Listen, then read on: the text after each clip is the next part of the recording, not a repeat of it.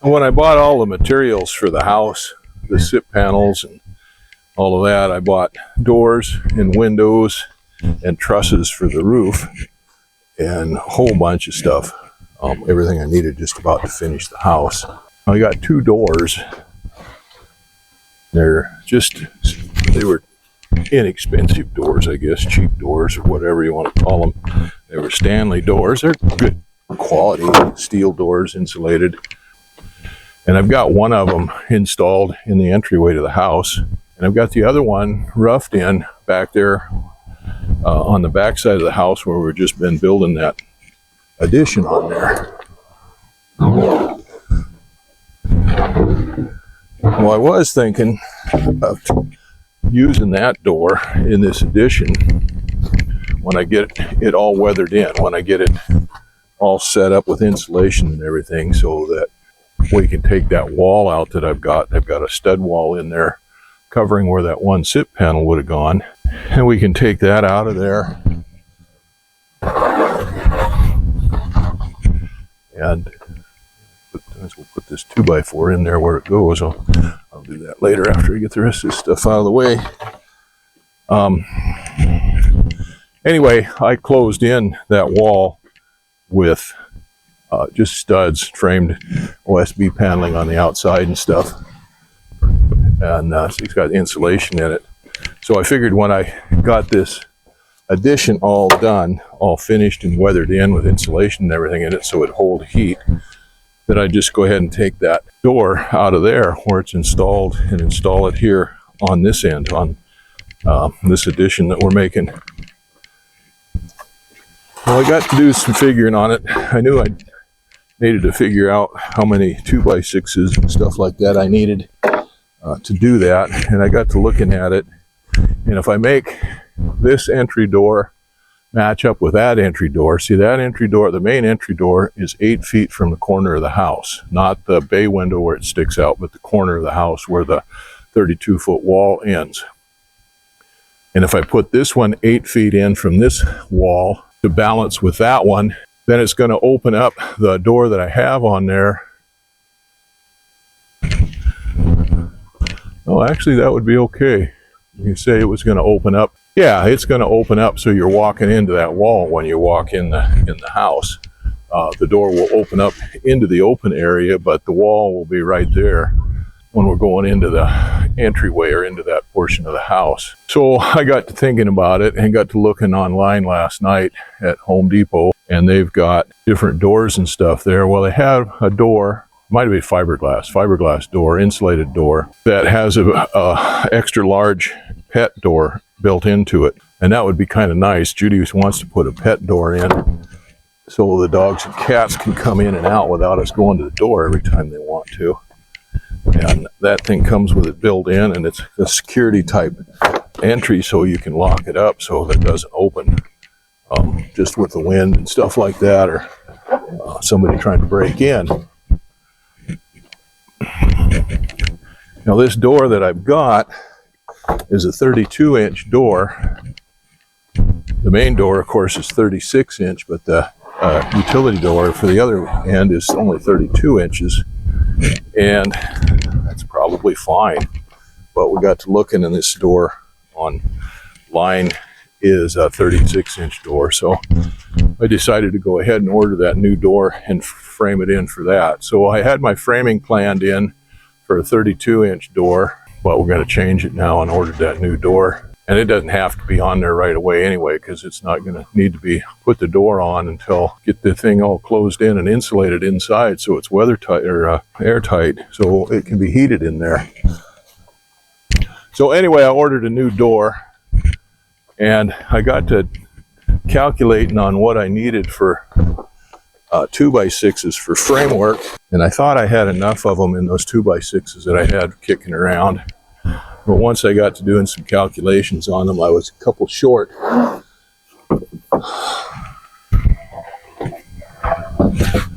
So I decided that I will save those 2x6s out. Most of them are commercial, bought 2x6s, and we've been kicking them around here for quite a while, and they're brown, dirty, and had nails in them and stuff like that, which doesn't mean a thing. It doesn't hurt anything. They're just going into a wall.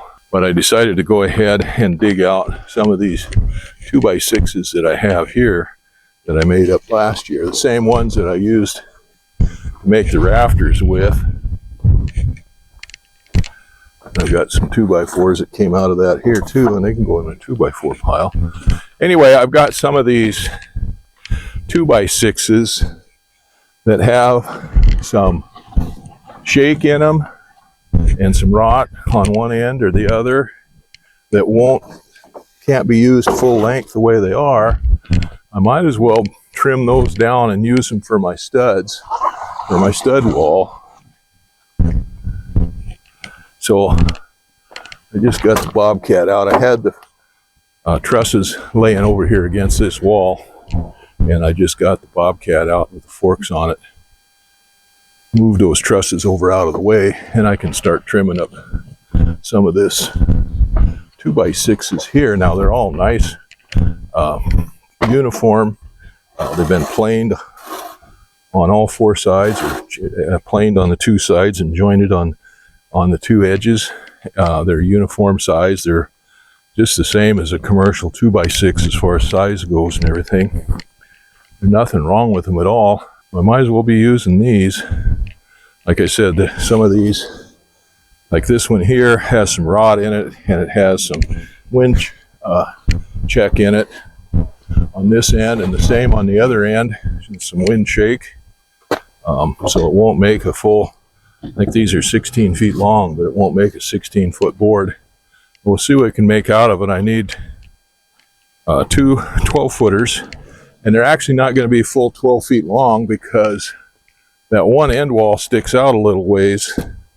It's an inch proud of the back wall there of the house. So I measured that. It's 143 inches is the right dimension, right length for these 2x6s for the top plate and the bottom plate. So I've got plenty of these that will make studs, and I think I calculated I need 9 of them, because we got to have, well, you got a 12-foot long on 2-foot centers. You need 6 studs plus 1 for the end, so that makes 7. But we got to have an extra stud for the door frame, and then 2 king, I think they're called king studs or jack studs. That's the proper name of them, jack studs, that go in to the 2 studs that are the main studs that go up on the inside of those 2 studs. On top of those go the top frame for the door rough in. So there's 1, 2, 3, 4, 5, 6 of them right there.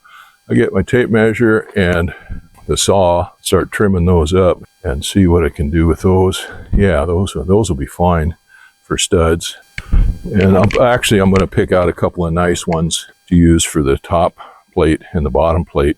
And we're going to have that 2x6 and 5/8 on the top plate anyway. I've already got one down on the bottom plate. So the top plate's going to be doubled, but that's going to be a bearing wall. That's what the trusses are going to rest on. They're going to be on 2-foot centers, so they should be centered right over the top of each one of these studs.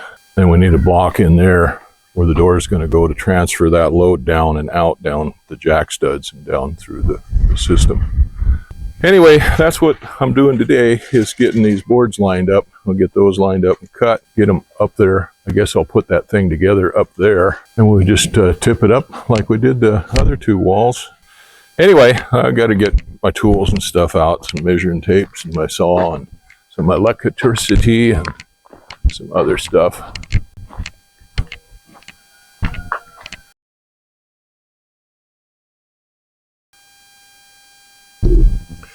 I flew again today. Only made it a couple hours today. Now, the sun is dropping so low on the horizon that we get a lot of reflection in the water. So we've been going later and later in the mornings to try to get it where the sun is up a little higher on the horizon, or higher in the sky, and get less reflection off the water. And you'd think these beautiful days like this would be just perfect spotting weather, flying, spotting fish and stuff. But they're really not, because you get so much reflection off the sun on the water that it's hard to see down in it. There's places where it works pretty good, but we've got to go down these streams and look down in the water, and almost all of these streams here have real high trees around them, and none of them run directly in the same path as what the sun rays are, so they're all shadowed down in there, so it's really hard to see down in. So I'm flying usually about 500 to 800 feet above the ground and trying to follow the streams, going back and forth and skidding and slipping back and forth and stuff. So it takes quite a bit of toll on the person in the back seat, looking down in the stream, trying to concentrate, counting fish and then moving around and stuff. Well, it's even worse when the wind was blowing, and the wind was blowing about 20 miles an hour today. So it was really bouncy, and my backseater, my boss, started getting sick, so we quit fairly early. We got a few streams done, but we quit earlier than we wanted to.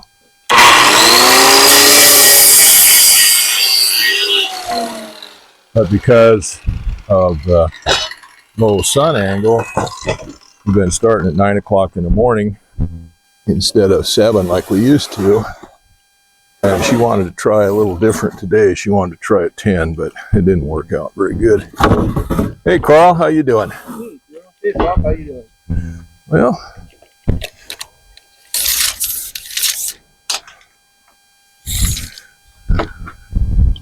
I decided I didn't have enough of the regular 2x6s up there to do this. I think I needed 9, and I don't have quite enough. I got 8 or something like that. I could have just dug out another 2x6, but I thought I've got all of these here, and there's a lot of these that got the wind shake in them on one end and a little bit of rod on the ends of them and stuff like that won't make the 16-foot 2x6s, but they'll work just fine for 8-footers, or have to dig out a couple real nice ones for the top plate and the bottom plate. But might as well use these. We got them, and they're pretty boards. They're all been all trimmed up and everything, all to the perfect size, just like a bought and paid for 2x6. So I got to cut these studs 93 inches.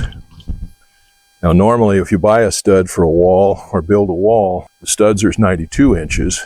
The top plate and the bottom plate are each 1.5 inches, which makes 3 inches, which only makes 97 inches, right? But it leaves 1 inch of the sheeting to hang down over so that it can tie into the bottom. Oh, okay. So, but we're going to make it a full 8 foot because that's what those panels are up there, and we want to match that panel.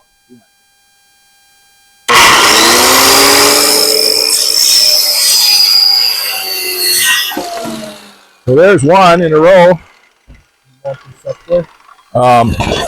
Yeah, we can either stack them up, put them on the forks and pick them up, or you can take them up there one at a time, whatever you want to do. I don't know whether you can flip that up there or not, but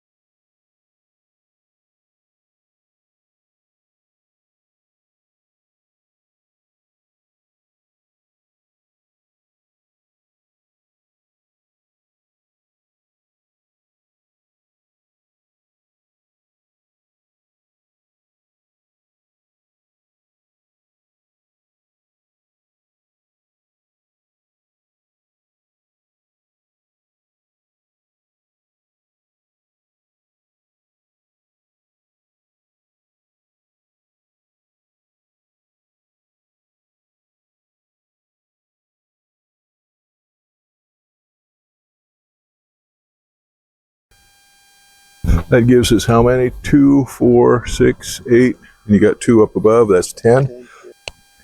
Might as well do one more. Yeah. One more just for grins and giggles.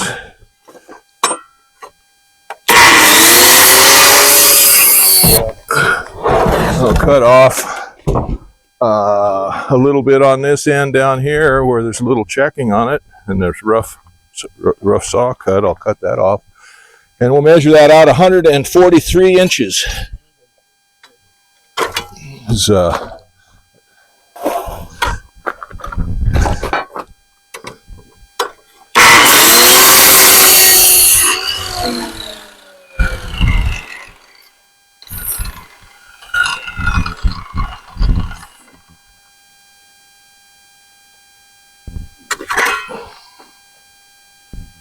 could have stacked 2 of them up together and cut them identical, I guess. But no, come on, I don't need the flashlight, I need the pencil. $143. Alrighty. A header. That's what we need, is a header.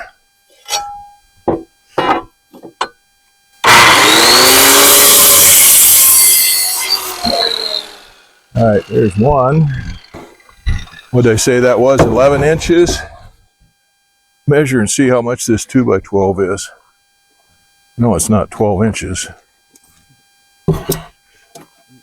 Oh, it's a 2 by 10. That'll work just fine. Okay. That'll work just fine. And then we'll put put styrofoam, put 2 of them up and put the styrofoam in between them for a thermal break. Okay. So go ahead and put that on the stack. Let's restack this stuff over here in the pile. And these other ends and stuff can all go down and be cut up for firewood or something. Let's put this one down here. Straighten this pile out a little bit.